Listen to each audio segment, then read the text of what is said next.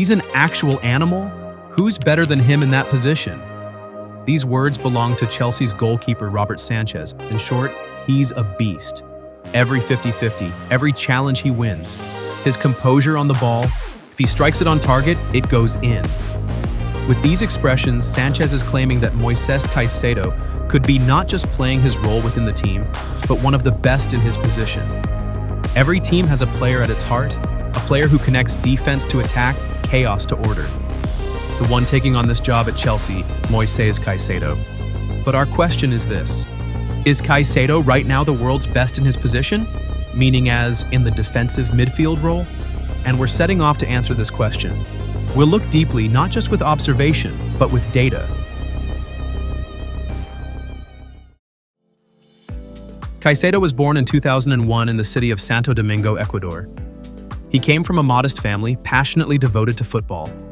While still a child, he joined Independiente del Valle's academy, one of South America's best young player factories.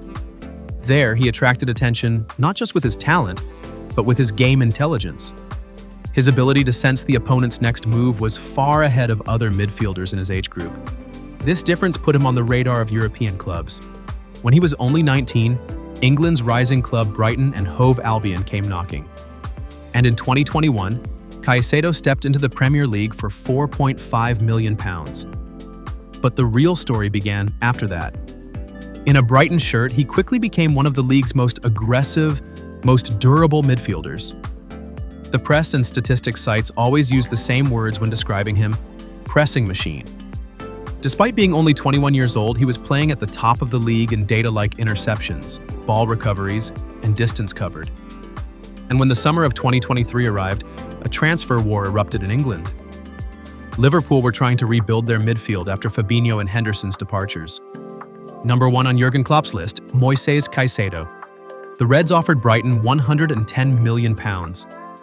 But Chelsea swooped in at the last minute, turning the whole process around by talking directly to both the player and his agent. The result? A record transfer of £115 million. At the time, the Premier League's most expensive midfield transfer in history. And now, there was only one question in the middle. Big money, big expectations. So, does Caicedo deserve this money? What do you think? Share your thoughts in the comments. Caicedo's arrival at Chelsea wasn't just a transfer, but also an expectation manifesto. A club doesn't pay £115 million for an ordinary midfielder. So, could he respond to this expectation? The answer can be given not just by eye, but with data. As of the first 10 weeks of the 2024-2025 season, Caicedo per match, 2.9 ball recoveries, 1.8 interceptions, 8.7 duels won, and 91% pass accuracy. This is well above the Premier League average. In fact, in ball winning and pass accuracy, he's at almost the same level as Rodri and Rice. But the difference is this: Caicedo's figures often come during periods when Chelsea are fragile in defense. So he's not just part of the system, but a player who covers the system's gaps. Rodri is a perfect part of Guardiola's structural system at Manchester City. Rice represents physical balance and leadership at Arsenal. So what about Caicedo? He's more like someone who brings order to chaos. In Chelsea's disorganized structure, he's alone in front of the defense, both winning the ball, distributing passes, and starting counterattacks. That's why measuring his impact just with pass percentage would be like evaluating a painter just with the brush they use. Rodri is a professor in possession and tempo control. Rice is the Premier League's most balanced midfielder in terms of physical strength. But Caicedo's difference is this: he has all 4 of these qualities to some extent in his player profile, neither completely a destroyer, nor just a playmaker. A bit of Rodri's discipline, a bit of Rice's energy, a bit of Vitinha's vertical game intelligence, and a bit of Pedri's agility. So, the hybrid midfield model that modern football requires. Let's look deeper at the data. Caicedo is successful in 63% of his ball-winning attempts in the Premier League. This rate is nearly equal to Rice's 61% and Rodri's 64% performance. However, the difference emerges in pressing intensity and courage to carry the ball forward. After winning the ball, Caicedo carries it forward an average of 17 meters. In Rodri, this figure is around 11, in Rice around 14 meters. So Caicedo doesn't just win the ball and pass, he takes risks. By carrying the ball forward, he triggers Chelsea's attacking transition. This risk sometimes brings mistakes too. But modern football is no longer the game of players who don't make mistakes, but of those who push the team forward. And in this sense, Caicedo represents Chelsea's future as much as their present. Yes, Rodri might still be the world's most complete defensive midfielder, but Caicedo's dynamism, versatility, and maturity for his age make him one of the top future candidates in this position. In short, he might not be the best right now, but he's approaching with the surest steps. Moisés Caicedo's story hasn't been written yet, but this path stretching from Brighton to Stamford Bridge shows us one thing clearly. Great players are defined not just by trophies, but by the moments when they can create order from chaos.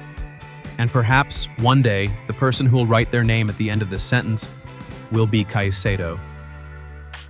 As with every record transfer, Caicedo had also become one of the media's hottest topics of debate.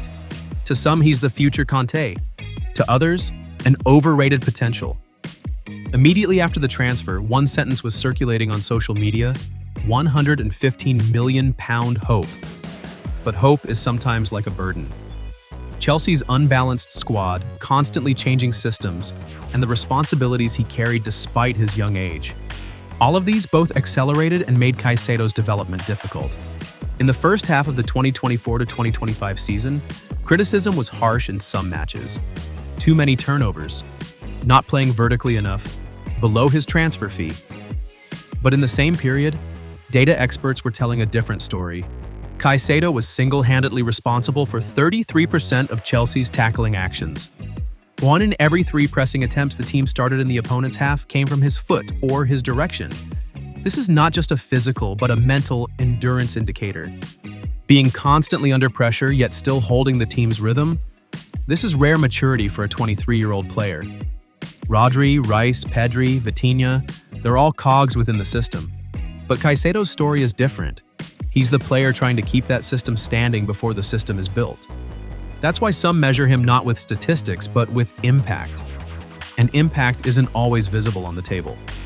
Yes, right now Rodri is perhaps still the world's most reliable number 6. But one thing is certain. Caicedo is making that throne a bit harder every week. Maybe not today, maybe tomorrow. But when the rhythm of football changes, the one who first gets the ball, first wins it, and first makes a difference at the center of the game will be him again. So what do you think? Is Moisés Caicedo right now the world's best in his position, or just a herald of the future?